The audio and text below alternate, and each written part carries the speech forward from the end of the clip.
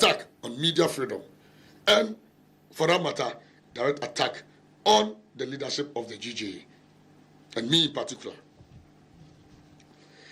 The public's right to information and Ghana's democratic order is also under attack by this incident. The GJA finds this conduct deplorable, disgraceful, and indefensible. Once again, I stress on it that the GJA finds this conduct deplorable, disgraceful, and indefensible. No emergency or security institution has the authority to intimidate, assault, or obstruct journalists under the guise of operational control.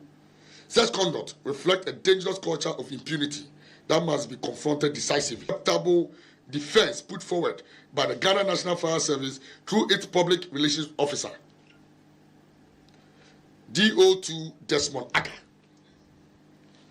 The claims that the officer did not assault the journalist but merely seized his phone because he was recording an altercation without permission is untenable, misleading, and offensive to what? Basic intelligence. No officer of the Ghana National Fire Service has the authority to confiscate a journalist's equipment, obstruct coverage, or demand permission for lawful journalistic work at a public emergency scene. This explanation not only fails to address the serious allegations of assault, but also betrays a disturbing ignorance of press freedom and the law, and reinforces public concerns about institutional attempts to sanitize and justify misconduct rather than confront it with honesty and accountability. And let me add to this. And you could see the arrogant, the confident, the ignorant, the insolence in which he was defending the act and speaking. It's nothing to write home about. And their statement itself is very, very contradictory.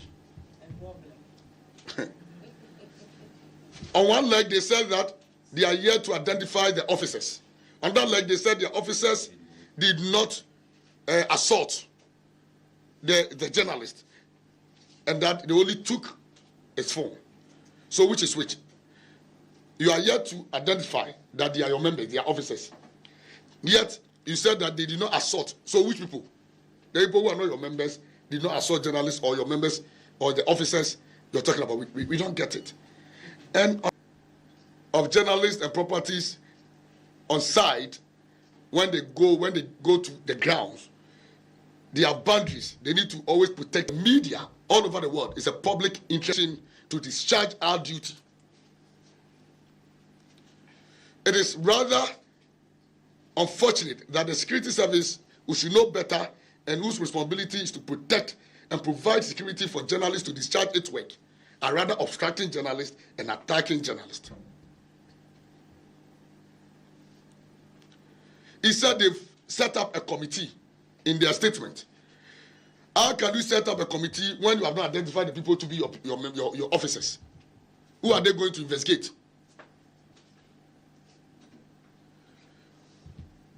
We demand for police action and institutional accountability. The GJA calls on the Inspector General of Police, who has shown so much professionalism of journalists over the thorough investigation and prosecution, that internal disciplinary measures alone are insufficient. This is a criminal matter that must be tested in the court of law to serve as a clear deterrent. We note that Mr. Ado has formally reported the case at the Kasua New Market Police Station, and we expect the police administration to act swiftly and decisively. Furthermore, the GJA demands that the leadership of the Ghana National Fire Service will call on the Chief Fire Officer, who will heed to this call. Is it she? Okay, yeah. Yes. No.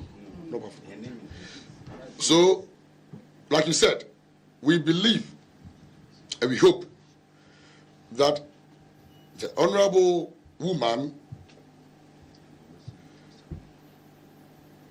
who is leading and steering the affairs of the Ghana National Fire Service believe that the charisma alone and the leadership demands that the leadership of the Ghana National Fire Service, led by the Chief Fire Officer Daniela Mausi Into Sapon, publicly condemn external sanctions, including dismissal where appropriate. Any attempt to shield the perpetrators or trigger for the immediate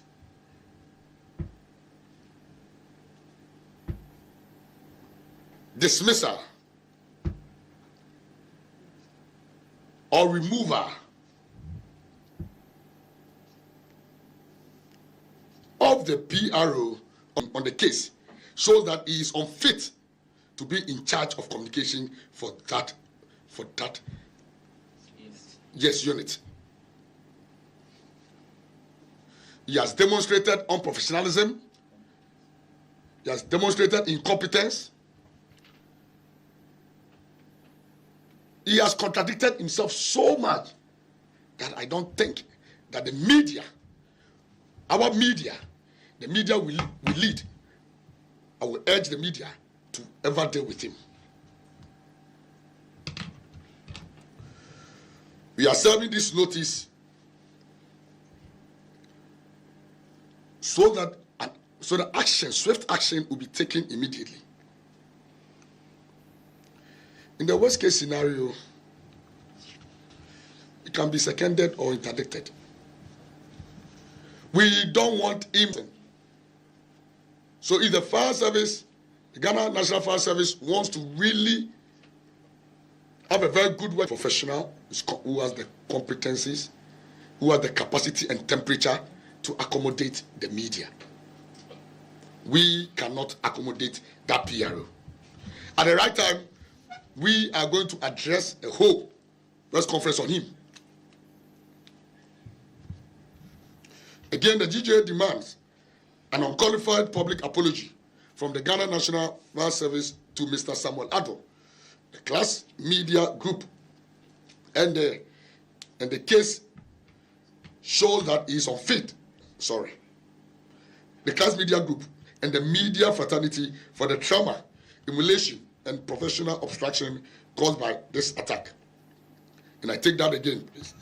The GJA demands an unqualified public apology from the Ghana National Fire Service to Mr. Samuel Addo, the Class Media Group, and the media fraternity for the trauma, humiliation, and professional obstruction caused by this attack.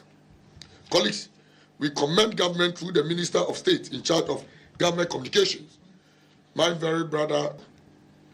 In a post on S, Mr. Kwacho Fosu condemned the action of the fire personnel, promising that firm action will be taken against the rogue elements who carried out this attack. We pray to see swift action on the case. We also applaud the management and the CEO of Class Media Group, Seydou Adongo, for coming out boldly with a statement to condemn the attack. This is the first time an owner or a CEO, an executive chairman of a media conglomerate or media institution has condemned publicly. We need to commend him for that gesture. We will collaborate with the management of Class Media Group and the Minister of State in charge of government communications to get justice for Samuel Addo. And mind you, before this press conference, we have spoken to the management and General Secretary had paid courtesy call or working visit on the management of Class Media Group and has engaged them on the actions and intimidation of a journalist in Sege Ada. GJA demands parliamentary and Sege Ada. GJA demands parliamentary and party sanctions.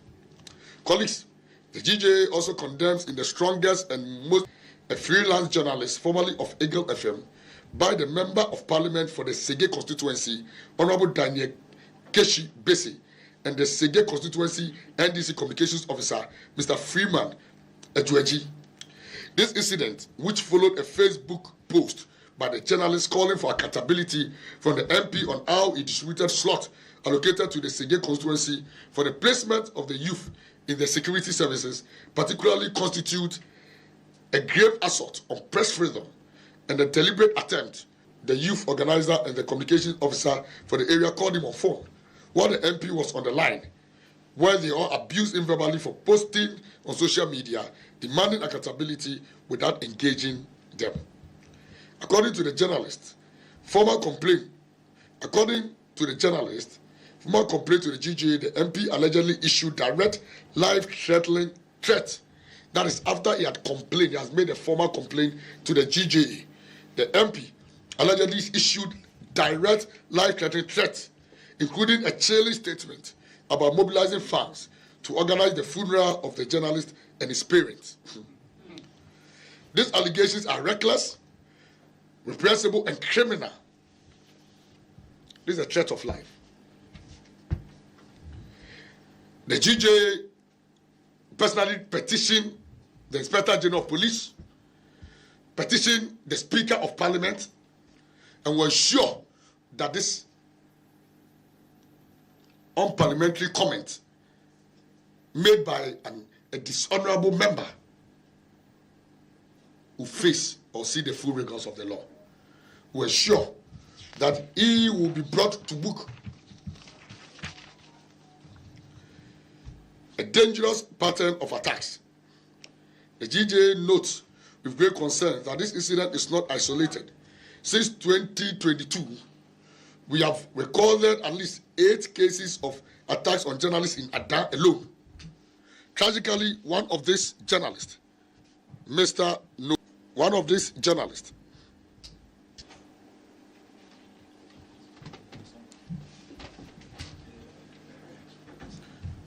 Okay. Hello? Tragically, one of these journalists, Mr. Noah Dame, died as a result of attacks he suffered for doing his work as a journalist. Very, very saddening. Very saddening. Noah Dame was one guy who actually distinguished himself so well in the area and was very passionate about the journalistic duty. May his soul rest in perfect peace. Tragically, one of these journalists, Mr. Noah Dame, died as a result of attacks he suffered for doing his work as a journalist. This painful reality underscores the deadly consequences of unchecked hostility against media practitioners in that community. Clear demands for action. In light of the gravity of this matter, the GJA demands that 1. Parliament of Ghana immediately initiate appropriate proceedings against Honorable Daniel Keshi Besi for his conduct that brings Parliament into dispute. 2. The National Democratic Congress, NDC, promptly investigate and sanction Mr. Freeman, Ejueji, and the youth organizer. 3. The Ghana Police Service conduct a thorough impartial investigation and ensure the safety of the journalist since the case has been reported to the police in Ada, and we are going to follow it up with a petition. 4. All persons found culpable are held fully accountable under the law without fear or favor. Now, MPP issues a firm warning to the leadership of the New Patriotic Party to clearly caution and restrain its supporters ahead of the upcoming flag bearership contest. Political competition must never be used as an excuse to harass, intimidate, or attack journalists. Party leadership must demonstrate responsibility by making it unequivocally clear that attacks on ethical journalism. The GJA urges journalists to remain committed to responsible, accurate, and development-oriented journalism. Journalists must prioritize the public interest, promote national development, and contribute to social cohesion through fair, balanced, and factual reporting. The GJA reiterates its unflinching determination to enforce strict adherence to professional ethics, ethical journalism, and defend press freedom. Colleagues, your national executive will continue with the monthly briefings, promote ethical journalism, champion welfare issues, organize the World Press Freedom Day, International Day to end impunity for crimes against journalists, training of journalists on various subject areas, contribute to national discourse, and above all, this year we need the support of all of you and our partners to ensure the successful organization of our programs and activities for the year. Conclusion. Let it be stated clearly and unequivocally. Journalists will not be silenced by threat, abuse, or violence. Ghana must never wait for another life to be lost before acting decisively. Long live journalism in Ghana. Long live Ghana's 1992 Constitution. Long live press freedom. Thank you. Please clap for our president.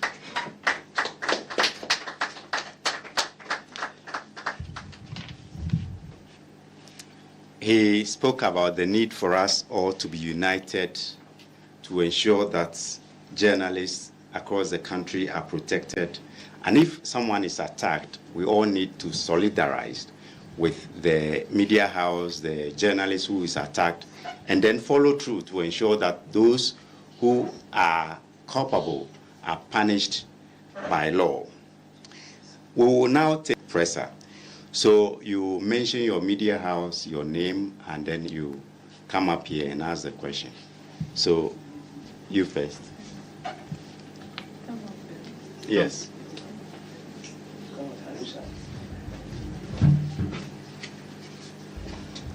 Good afternoon, everybody. My name is Zita Okwan with Class FM. My question has to do with the attack on journalists. The president made mention that the Ghana Journalists Association is demanding the dismissal of the PRO for the fire service, and that that of those found culpable from the Ghana Journalists Association when journalists are being attacked. My question is, what has been the response from the police service on your previous statements to journalists who have been attacked? Because this is not the first time. We've seen that of the Akwitia by-elections. There were attacks. The GJA made statements of persons found culpable to be arrested. And now this.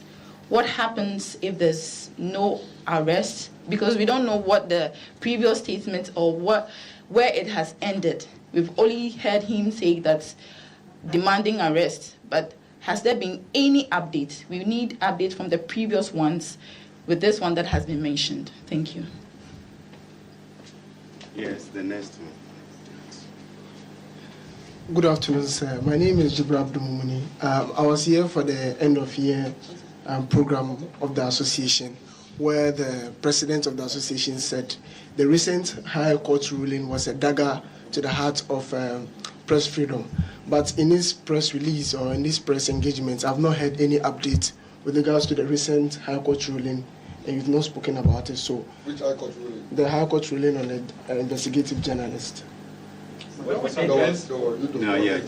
So in this, I was expecting an update on what has happened so far with that issue. Thank you. Any more? Mr. President.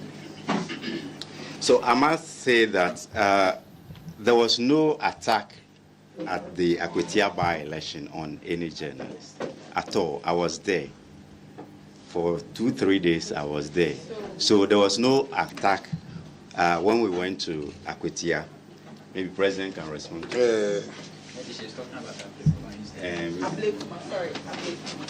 So, thank you, colleagues. And as I always say, you guys have been very, very supportive and cooperative.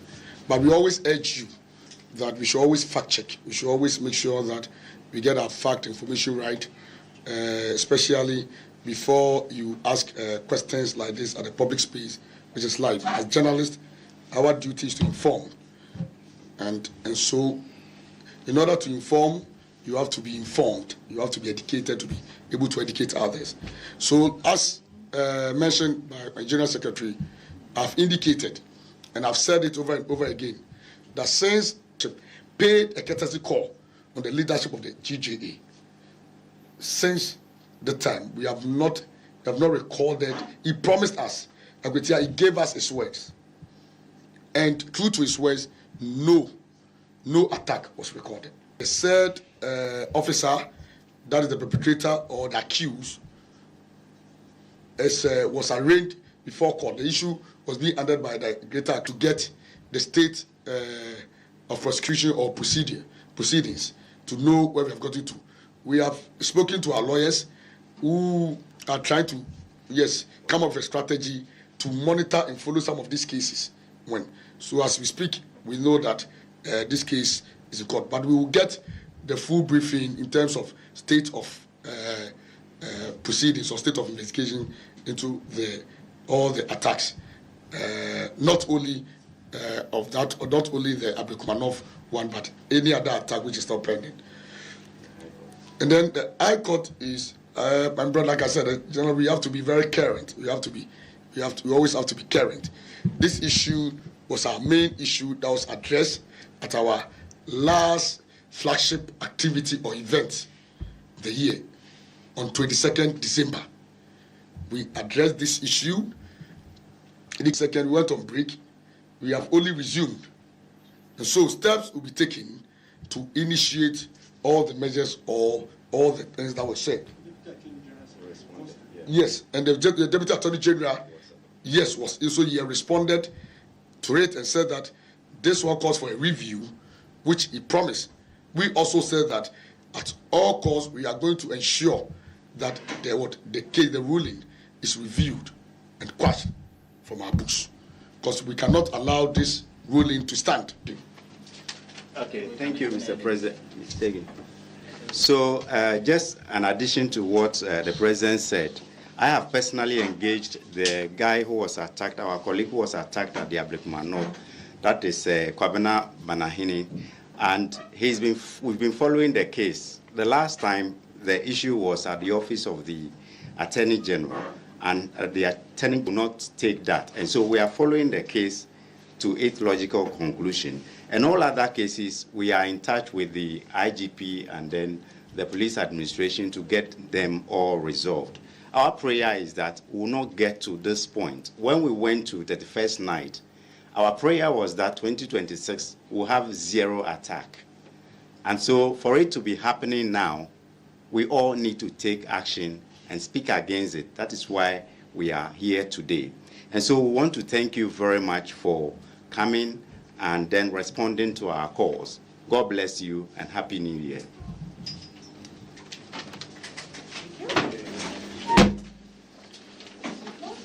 Happy New Year. Happy New Year.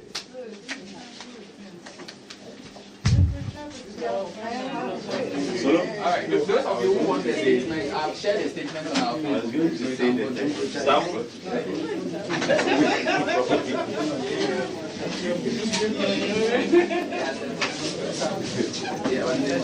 Happy New Year, colleagues. Happy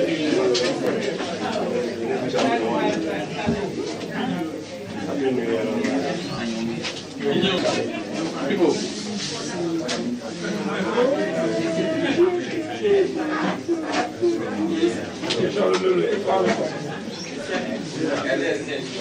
Esther.